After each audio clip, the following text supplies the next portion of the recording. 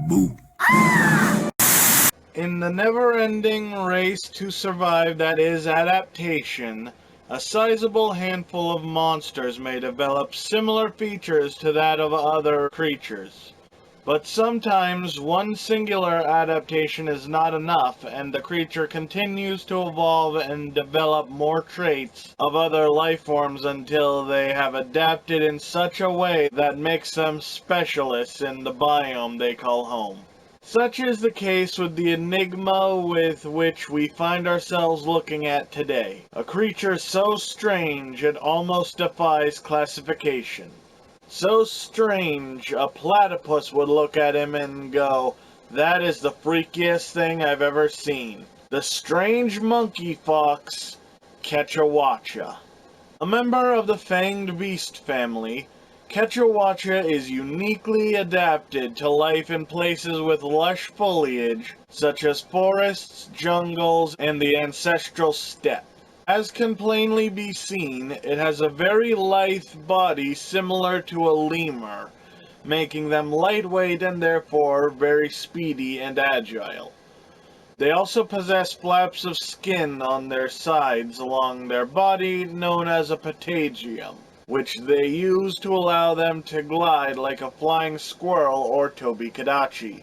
Their tails are also prehensile and end in hooked barbs, which allow them to hang from trees like an opossum. And these are just its adaptations that focus on a single use. It has quite a few that have multiple purposes to ensure the Kecha Wacha's survival. So first off, the ears.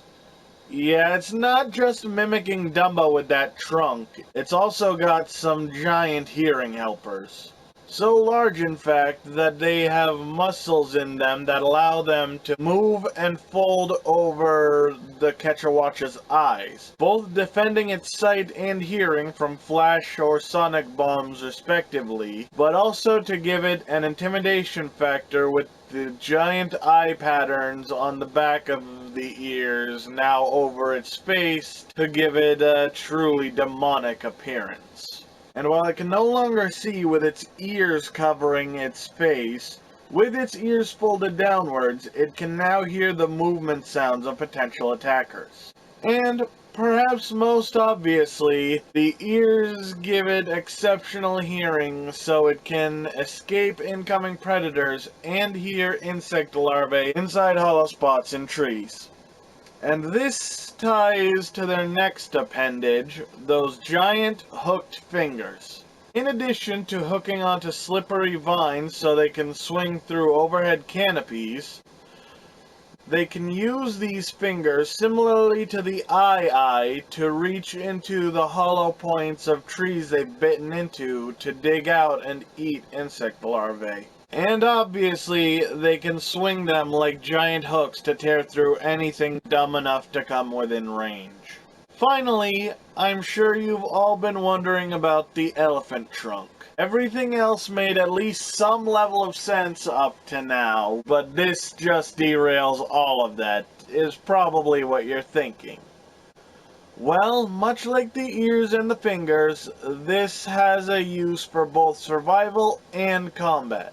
Firstly, the Kecha Wacha can suck up water in its trunk and then spray it into its mouth, similarly to an elephant. But this trunk also contains a specialized organ known as a flood sac that allows it to store up large amounts of water, which it can use defensively to fire from its trunk as giant globs of mucus water at its attacker that can inflict water blight, weighing down its opponent and making it difficult to recover. This all lends the Kecha Wacha to an arboreal lifestyle, its long fingers and tail allowing it to stay up in and around trees and thick canopies where many large predators cannot reach, while being able to use its trunk to reach down and drink from water sources without coming all the way to the ground. And thanks to its omnivorous lifestyle, eating mostly fruit, seeds, and other vegetation, while being satisfied with insects such as Altaroth, Khonshu, grubs, and Bnahabra to fill its meat cravings, so it rarely has to contend with larger monsters for food and put itself in danger from most predators that might try to eat it,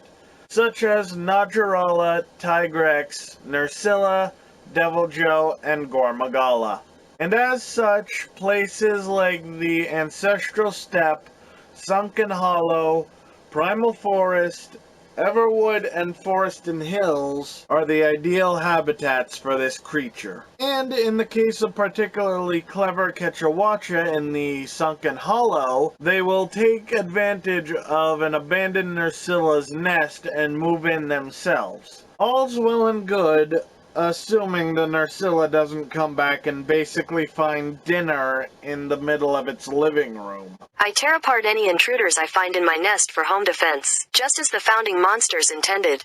And thanks to this relatively danger-free lifestyle, the Kecha Wacha is a very chill monster, very peaceful and preferring to flee over fight. It does have a curious nature. If you show up in its environment, it's gonna come check you out and see what you are, but you're probably gonna walk away unharmed. And even when it does have to fight, for the most part, it feels like it's playing around more than anything. Look at it. It has a smile on its face as it's fighting. It thinks this is a game. But once you start damaging it and hurting it, it realizes, okay, this is starting to hurt, now I'm gonna hurt you back.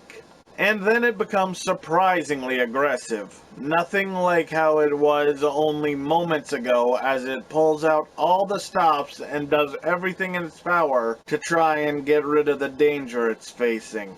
So, in the event you are tasked with taking down a Kecha Wacha, what should you do? Well, one of the most important things is to anticipate its movements and let it come to you. Don't tire yourself out constantly chasing after it, especially if it's in an area where there is a canopy it can climb up to and get on top of. Because then you'll be chasing up after it as it jumps down after you, and jumping down after it as it jumps up to get you. You'll just wind up doing a vertical version of a Scooby-Doo door chase. But while we're on the topic of the canopies they so love to exploit, it can be used against them. For remember, while these canopies are thick enough to walk on and support the weight of hunters and monsters of lighter weight, it is still not a solid floor like the ground is. So hitting the Kecha Wacha with enough force can actually push it through its foothold of foliage, leaving it stuck almost like a pitfall trap, allowing for some free hits. Then, after a few seconds, the fanged beast will fall all the way through the mesh of vines and foliage down to the ground below, the shock of which will leave it stunned and struggling to get up, opening it up for some more free hits. Beyond that, the ideal weapon to bring would be either a fire or thunder weapon to exploit its elemental weaknesses. And while these are ineffective when its ears fold over its face, sonic bombs work well to disrupt the creature by messing with its super hearing, and flash bombs will daze it like most other monsters when it isn't covering its face. So take full advantage whenever possible. And so, that is the main version of Kecha Wacha, but we're not quite done yet, because we have a subspecies to talk about, the Ash Kecha Wacha. Slightly larger and more physically powerful than its normal counterpart, but as its name suggests, it has a mostly gray coat of fur with spots of blue, while its hands, feet, and face are a dark black color. The most vibrant color coming from its ear mask, which sports a yellow-orange pattern to contrast the dark background. Another contrast from its orange counterpart being its element. Whereas the orange one had water, Ash Kecha Wacha has a conflagrant sac that lets it shoot fireballs instead of globs of mucus and water, catching those unfortunate enough to be hit with fire blight and flipping its weakness from fire to water, keeping its thunder weakness and gaining an ice weakness. And so, that is all the key information on Kecha Wacha. It is a really cool monster, a very sleek appearance. All of its adaptations perfectly complement its lifestyle up in the trees. It has a really unique and interesting way of fighting, and I really love its personality and the way it's smiling as you fight it, because as if the whole thing is just a big game. And beyond that, the armor that can be made from it is really cool, and its weapons are awesome. And really, it's just a creature trying to live its life and have fun and enjoy itself in the time it has without causing problems to anyone unless they bring problems to it. And that is a lifestyle I think we should all strive towards. And so, there you have it, everyone. That is my thoughts on Kecha Wacha. It is a really cool monster. All the mesh of monster parts are really cool. Flying squirrels are always cool, so, the patagium's really cool. The eye fingers are really interesting. The ears, I really like how they can fold over and make the mask. That looks really cool and is actually pretty intimidating. And of course, the elephant trunk on the monkey face is adorable, really cute, and really cool how they can shoot out the big globs of water. I very much like it. It is just a good monster all around, and I like how it uses the canopies and such and exploits the environment. It's really, really interesting whenever a monster does that. Adds a lot of variety to the game, and I am a big fan. And in case anyone was wondering, while I'm definitely enjoying the Switch as a system to play games on, using it to record and make videos with, I cannot say I'm a fan of. But still, it's not terrible, and I am managing to get the work done. But anyways, for next time, we're going back to World, finally, and we're doing one people have been requesting for a good little bit now, looking at a more story-heavy monster with Zeno and Safi Jiva. So hopefully you guys are looking forward to that one. I'm going to try and pull out some more stops with that. But for now, thank you all so much for watching. If you like this and want to see more, go ahead and slash that subscribe button. If you like this video, give a quick cut to the like button. Leave a comment down below. Share it around with all your friends.